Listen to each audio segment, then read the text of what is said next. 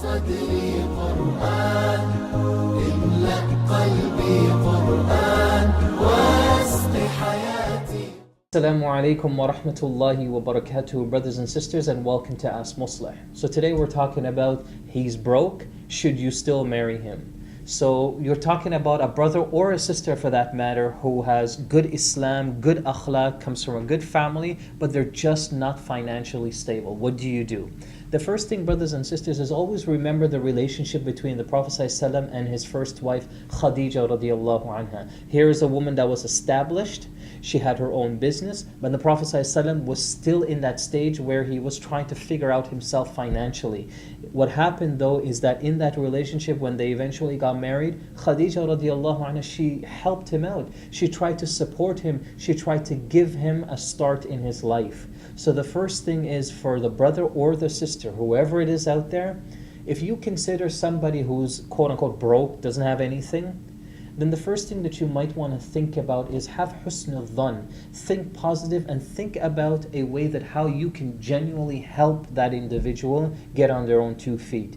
And sisters, especially for you, this is something that you should take pride in. If you're in a position that you can help the husband start off, you might lend him some money or help him find a job, or even take care of some of the responsibilities for the first year, first 6 months. This is only the greatest blessings and reward that Allah Azza wa Jal will put on your scale. So it's something for you to think about. At the end of the day, it is your husband. At the end of the day, it is your wife. So at this point here, try to do whatever you can to just simply help each other. So the first thing that I'm saying, brothers and sisters, is yes, you should consider something like this. Don't make money or financial stability be a huge barrier between you and your spouse. It can be a barrier, but it might be one of those smaller issues that you can work out together.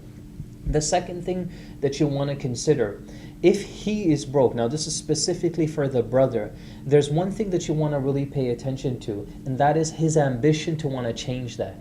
Is he just simply lazy? Does he want to work? Does he want to do anything in his life? Or is he going to simply just sit back and just milk off of a good situation that he's gotten married into? So you want to look for the signs that this person here is genuinely trying their best to change that situation. If that is there in front of you, sisters, then again you have something great, because what that teaches you is the potential for something better to come out of that relationship. The only problem is here at this point, that person needs help. The final thing that I want to say, brothers and sisters, is always remember the man who came to the Prophet ﷺ and he wanted to marry a woman, but he had nothing. All he had was his izar, which was a garment around his waist, and a piece of a metal ring that was sitting on his finger. And he said, Ya Rasulullah, I don't have a mahr to give this woman. So the Prophet ﷺ asks him a series of questions of things that he can do, till it eventually came to the point where he asked him, how much Quran did you memorize? And the Prophet ﷺ allowed him to get married with those few surahs, and that became the mahr of the marriage.